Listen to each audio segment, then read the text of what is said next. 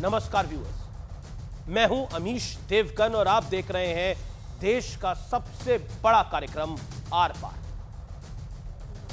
आज मैं ना सत्ता पक्ष के आरोप में जाऊंगा ना विपक्ष का मुद्दा उठाऊंगा, क्योंकि आज अपने शो में यह प्लेटफॉर्म मैं इस देश के लाखों युवाओं को दूंगा और उनको समर्पित कर रहा हूं जो इस वक्त अपने भविष्य को लेकर काफी परेशान है। और जरा यह संख्या सुन लीजिए, नीट की परीक्षा देने वाले छात्रों की संख्या है करीब 23 लाख, नेट की परीक्षा देने वाले छात्रों की संख्या है करीब 9 लाख। कुल मिलाकर यह संख्या 32 लाख से ज्यादा होती है। यानी यह मामला सिर्फ बच्चों का नहीं है, बल्कि देश के 32 लाख परिवारों का है, जो मेरे भी परिवार है, उनके सपनों का है, उनके सुनहरे भविष्य का है। क्या हमारे देश में नीट और नेट जैसे प्रीमियम एग्जाम्स के लिए कोई फुल प्रूफ सिस्टम नहीं हो सकता?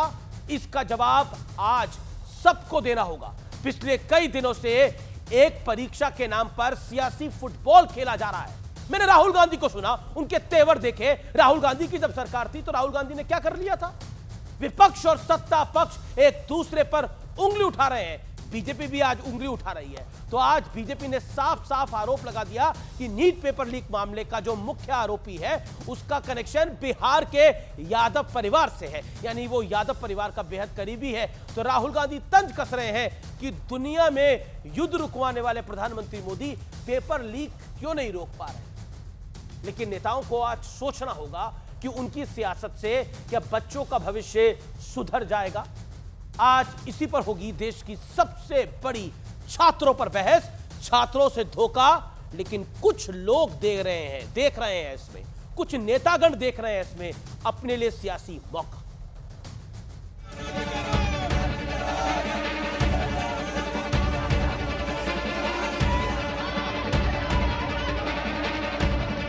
नीट परीक्षा पर अभी विवाद थमा भी नहीं था कि गड़बड़ी की आशंका के चलते 18 जून को हुई यूजीसी नेट की परीक्षा रद्द कर दी गई। इनपुट मिले, उस इनपुट को प्राइमा फेसी देखने से मिनिस्ट्री को ये अपीयर हुआ कि there is a chances that examination has been compromised. The ministry has decided to cancel the examination और इसके साथ ही मैटर को सीबीआई को भी रिफर कर दिया गया है। लेकिन नीट परीक्षा को लेकर जो सवाल उठ रहे हैं वो बेहद गंभीर है। पहली बार 67 छात्रों को 100% नंबर मिले। 100% नंबर वाले 6 बच्चों का एग्जाम सेंटर एक ही था। कुछ स्टूडेंट्स को 720 में से 718 और 719 नंबर हासिल हुए, जो कि नीट की नंबर स्कीम के हिसाब से संभव ही नहीं है। और अब कहानी सीधे सीधे पेपर लीक तक पहुंच गई है, जिसके तार पटना में खुल रहे हैं। और जिस गेस्ट हाउस में डीलिंग करने का आरोप है उसकी कहानी भी जरा समझ लीजिए। प्रीतम कुमार यहीं पर पीएस थे जब ये मंत्री विभाग के थे तेजस्वी यादव जी, इसीलिए वो मंत्री शब्द का वहां उपयोग करवा लिए। तेजस्वी जी अपने आप सचिव प्रीतम कुमार के संदर्भ में स्पष्ट करें कि वो आज भी उनके आप सचिव हैं। सिकंदर यादवेंदु के संदर्भ में खुलासा करें। ये सिकंदर कुमार यादवेंदु रांची जेल में मुख्यमंत्री लालू प्रसाद यादव जी जब बंद थे तो इनके सेवा सुरसा में लोग कहते हैं कि लगे रहते थे। आरोप के मुताबिक प्रीतम कुमार के कहने पर जिस प्रदीप कुमार ने गेस्ट हाउस का कमरा बुक करवाया उसका बयान भी सुन लीजिए। प्रीतम जी ने हमको फोन किया था जो सिकंदर कुमार के नाम से कमरा बुक कराने के लिए, फिर 1 तारीख को रात में, फिर उन्होंने दोबारा 4 को कहा था। इस पूरे मामले में जोरदार सियासत हो रही है। नरेंद्र मोदी जी ने एक ऑर्डर देके जो रूस और यूक्रेन के बीच में लड़ाई चल रही थी उसको रोक दिया था, ब्रेक लगा दी थी। मगर किसी ना किसी कारण जो हिंदुस्तान में पेपर लीक हो रहे हैं उसको नरेंद्र मोदी रोक नहीं पा रहे हैं या रोकना नहीं चाहते हैं। कि उन्हें लाखों छात्रों के भविष्य के साथ कुछ लेना देना नहीं है। उन्हें सिर्फ इस विषय के ऊपर अपनी राजनीति करनी है।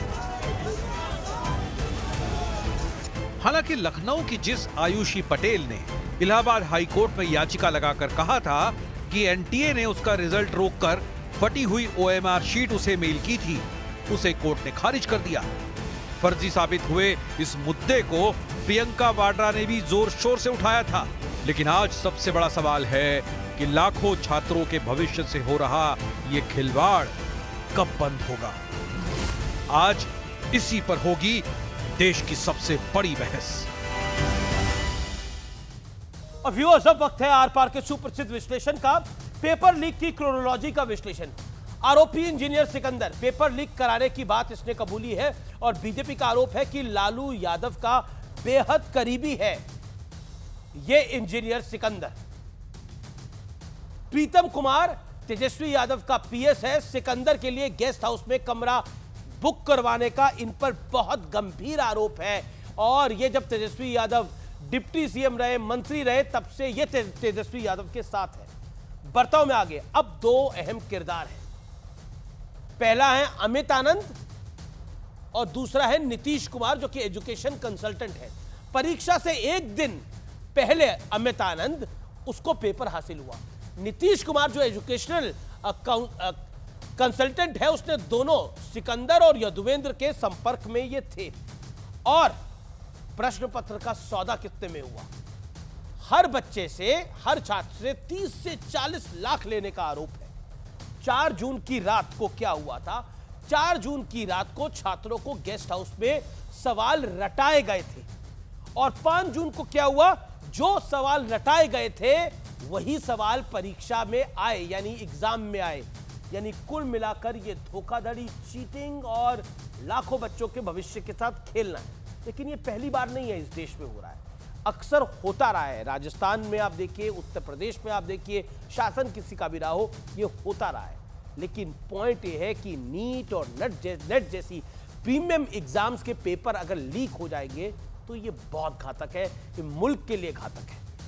बड़ा सवाल यह है कि पक्ष और विपक्ष के लिए पेपर लीक बहाना है और सियासत चमकाना है। बीजेपी कह रही है कि इसमें तेजस्वी यादव का हाथ है। मान लिया ये बात आपको तेजस्वी यादव के पीएस का हाथ है, यही कह रही है ना भारतीय जनता पार्टी।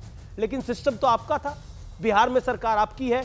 अगर ऐसा आपकी नाक के नीचे हो रहा था तो आप क्या कर रहे थे भाई? और विपक्ष कह रहा है, राहुल जी की प्रेस कॉन्फ्रेंस अभी थोड़ी देर पहले मैंने सुनी, और जिस तल्ख तेवर में राहुल जी बोल रहे थे उसमें ऐसा लग रहा था कि उनका गुस्सा नरेंद्र मोदी से है। उनका गुस्सा है नरेंद्र मोदी से कि ये तीसरी बार प्रधानमंत्री क्यों बन गया। पूरे लबो लबाब ये था, नरेंद्र मोदी का गुब्बारा फट चुका है, नरेंद्र मोदी ये कर रहे हैं, नरेंद्र मोदी वो कर रहे हैं। I think he should talk about student, that is very very important. लेकिन जो बड़ा सवाल है, उसी सवाल के साथ मैं डॉक्टर अजय आलोक के पास चलता हूं। मेरे साथ संजीव झा हैं आम आदमी पार्टी के, मेरे साथ अमीक जमई साहब हैं जो कि समाजवादी पार्टी के प्रवक्ता हैं, नेता हैं। सुब्राष्ट्रा है मेरे साथ, जानी मानी राइटर है और अपनी बात को रखती हैं। सुबोध मेहता साहब हैं राष्ट्रीय जनता दल के। मैं इफ और बट में बाद में पढ़ूंगा, लेकिन डॉक्टर अजय आलोक, मैं सारी पूरी की पूरी खबर व्यूअर्स को बता रहा हूं। मेरा पहला प्रश्न आपसे यह है कि सिस्टम में तो कमी है। अगर यह पेपर लीक हुआ है, भूल जाइए थोड़ी देर के लिए, आप भारतीय जनता पार्टी के प्रवक्ता हैं, भूल जाइए कि तेजस्वी यादव का पीएस का काम था, लेकिन आपका सिस्टम तो कमजोर हुआ है या कमजोर पहले ही था? नहीं अमीश जी,